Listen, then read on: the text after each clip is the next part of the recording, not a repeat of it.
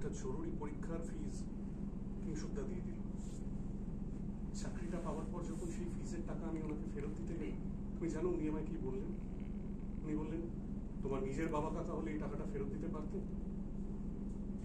রায় শুধু এই যুগে নয়, সে যুগেও এত বড় একটা আর্থিক সাহায্য কিন্তু খুব একটা সুলভ ছিল না।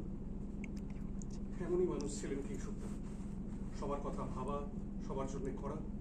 আর তুমি সেই কিংশুকদার মেয়ে, তুমি আমার কাছে এসেছো, আমার যথাসাধ্য সাহায্য আমি তোমাকে করব, তুমি কিচ্ছু চিন্তা করো না।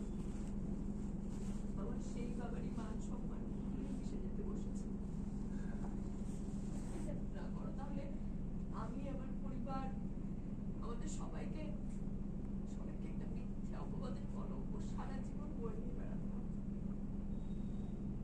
জানি না এভাবে বাঁচতে পারবো।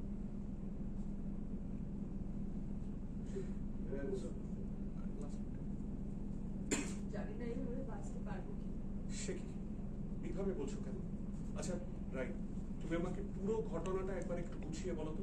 ডু নট হেজিটেট, কোনো রকম সংকোচ করবে না। আমি তোমার বড় দাদার মতো, আমাকে বলো।